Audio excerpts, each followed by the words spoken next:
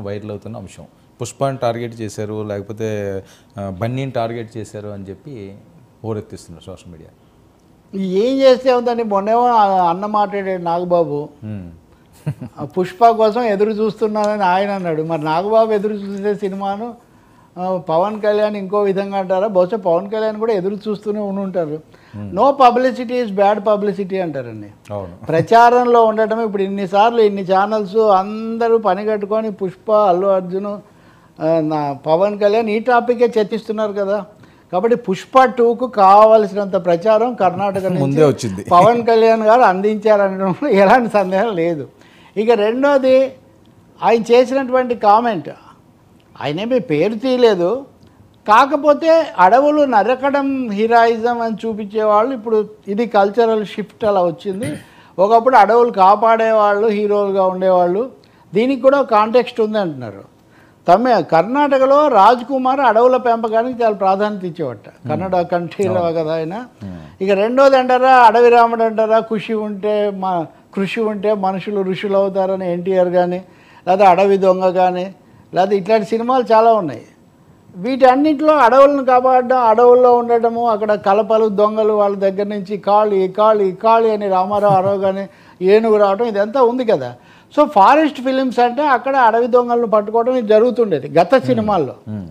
ఇప్పుడు పవన్ కళ్యాణ్ కూడా ఖుషి సినిమాలో ఆయన మొదట అడవుల్లోనే ఉంటాడు కదా, దాని నుంచి ఇటువైపు వస్తాడు. అందువల్ల ఈ కల్చరల్ షిఫ్ట్ వచ్చింది. ఇక్కడ పుష్పలో హీరో కలప ఇది కదా, ఎర్రచందనం. అదే అప్పుడు వాస్తవంగా తెలుగుదేశం హయాంలో వచ్చిన ఎర్రచందనం స్మగ్లింగ్, దాని మీద తీసిన సినిమా అది చాలా సూపర్ డూపర్ హిట్ అయింది. ఇంకొక విషయం కూడా ఉంది, పవన్ కళ్యాణ్ చెప్పింది అర్జున్ గురించేనా పుష్ప గురించేనా అని మనం సందేహం పడాల్సిన అవసరం కూడా ఉంది. ఎందుకంటే పుష్ప 2 ఇంకా విడుదల కాలేదు.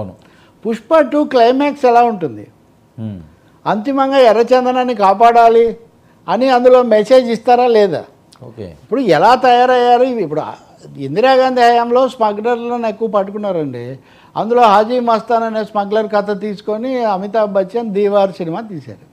అది ఇంకా భారతదేశ సినిమా చరిత్రను తిరగరాసింది. ఇప్పటికీ కూడా అదే పుష్ప కూడా దాదాపు ఎర్రచందనం స్మగ్లర్ కథను తీసుకొని వాళ్ళు ఇది నాయకుడు కూడా అంతే. వరదరాజన్ మొదలయ్యారు అనేవాడి కథతో మణిరత్నం నాయకుడు సినిమా తీశాడు.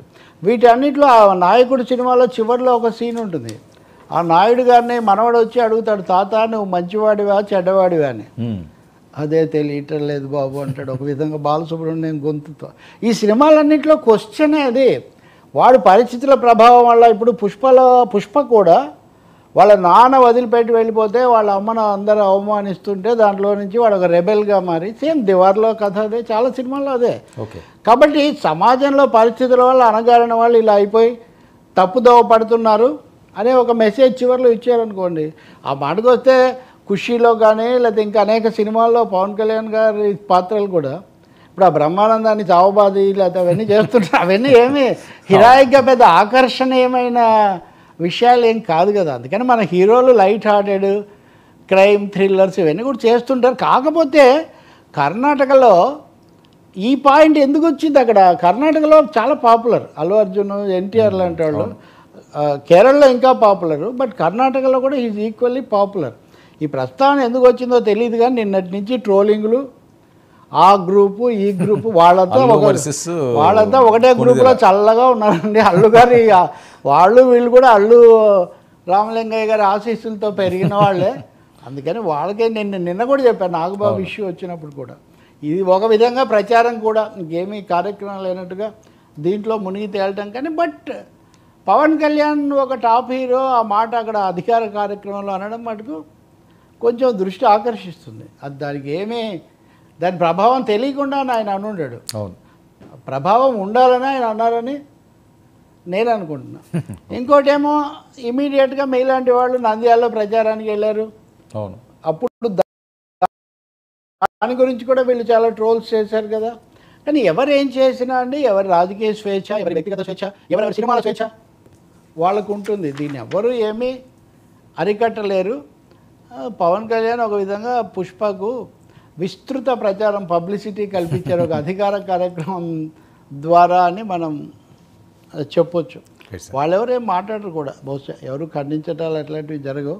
ఇంకోటి ఏమో నాగబాబే ఖండించాలి, ఎందుకంటే నాగబాబు నేను ఎదురు చూస్తున్నాను నా సినిమా కోసం, హార్డ్ వర్క్. ఆయన ఏమన్నారు, ఆయన పుష్పను లేదా అల్లు అర్జున్ ఆ పాత్రను కష్టపడి బాగా హార్డ్ వర్క్ చేసే పాత్రగా ఆయన చూశారు. అవును. సో ఈ అన్నదమ్ముల అంతరంగాలు అల్లు వారికి మెగా వారికి మధ్యలో ఉన్నటువంటి